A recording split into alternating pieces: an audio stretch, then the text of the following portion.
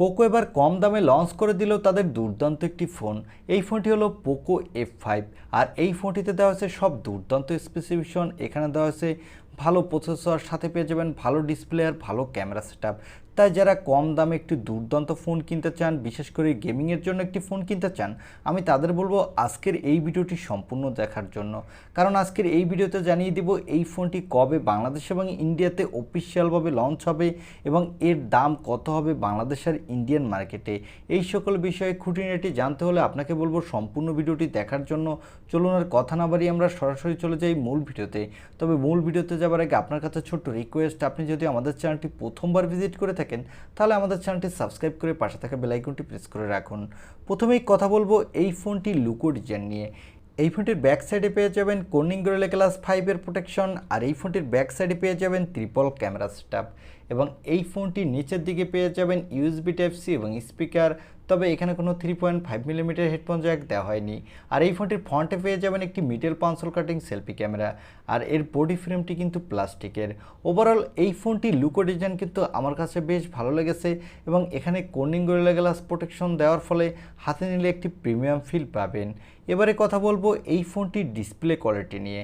এই ফোনটির ডিসপ্লেটির সাইজ হবে 6.67 ইঞ্চি মাপের একটি full HD plus AMOLED display. সাথে পেয়ে যাবেন 120 হার্টজের রিফ্রেশ রেট এবং এই ডিসপ্লেটি HDR10+ সাপোর্টেড। এই ডিসপ্লেটির পিক ব্রাইটনেস হলো 1000 নিটস, যার ফলে আপনি ডিরেক্ট সানলাইটও এই ডিসপ্লেতে কোনো প্রকার ব্রাইটনেসের ঘাটতি পাবেন না। এবং এই ফোনটিতে ডিসপ্লেতে পেয়ে যাবেন কর্নিং গরিলা গ্লাস 5 প্রোটেকশন, যার ফলে এই ফোনটির ডিসপ্লে সেকশন এক কথায় দুর্দান্ত হতে যাচ্ছে। বিশেষ করে 120 হার্টজের রিফ্রেশ রেট থাকার কারণে যারা গেমার আছেন তারা গেমিংয়ের সময় বাটার স্মুথ পারফরমেন্স পাবেন, এবং যারা মোবাইল দিয়ে প্রচুর পরিমাণে কন্টেন্ট উপভোগ করে থাকেন তারাও দুর্দান্তভাবে উপভোগ করতে পারবেন। এবারে কথা বলবো এই ফোনটির ক্যামেরা কোয়ালিটি নিয়ে। এই ফোনটির ব্যাক সাইডে পেয়ে যাবেন ট্রিপল ক্যামেরা সেটআপ। তা আগেই বলেছি, এর প্রাইমারি লেন্সটি হলো 64 মেগাপিক্সেলের।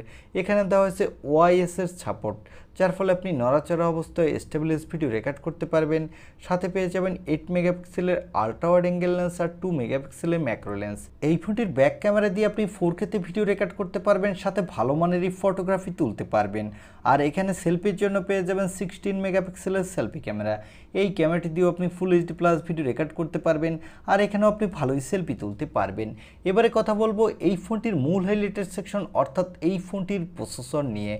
এই ফোনটিতে প্রসেসরের জন্য দেওয়া হয়েছে স্ন্যাপড্রাগনের 7+ Gen 2 প্রসেসরটি। এই প্রসেসরটি 4 ন্যানোমিটার আর্কিটেক্টে বিল্ড এবং এই প্রসেসরটি হলো একটি ফ্ল্যাগশিপ কিলার টাইপের প্রসেসর। এই প্রসেসরটি দিয়ে কিন্তু আপনি যে কোনো ধরনের গেম হাই সেটিংসে স্মুথলি প্লে করতে পারবেন, কোনো প্রকার ল্যাগিং ইস্যু ছাড়া। সাথে দুর্দান্ত মাল্টিটাস্কিং করতে পারবেন। আর এই ফোনটিতে আউট অফ দ্য বক্স পেয়ে যাবেন অ্যান্ড্রয়েড 13, এর ব্যাকএন্ডে পেয়ে যাবেন MI UI 14। এখানে সিকিউরিটির জন্য পেয়ে যাবেন সাইড মাউন্টেড ফিঙ্গারপ্রিন্ট সেন্সর, আর ব্যাটারির জন্য পেয়ে যাবেন 5000 mAh একটি ব্যাটারি। সাথে পেয়ে যাবেন 67 ওয়াটের একটি ফাস্ট চার্জার। কোম্পানি ক্লেম করছে এই চার্জারটি দিয়ে আপনি 100% চার্জ 46 মিনিটের মধ্যেই ফুল করে নিতে পারবেন। এই ফোনটি মার্কেটে আপনি 3টি কালার ভেরিয়েন্টে পাবেন, ব্ল্যাক, ব্লু এবং হোয়াইট।